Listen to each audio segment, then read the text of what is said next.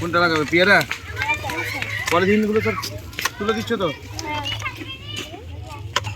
মেলা থেকে গাছ এনেছিলাম স্কুলে বিদ্যালয়ে গাছ লাগাবো বলে। আজকে একটা বিশেষ দিন, আজকে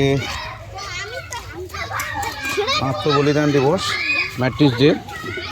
শহীদ ক্ষুদিরাম আজকের দিনেই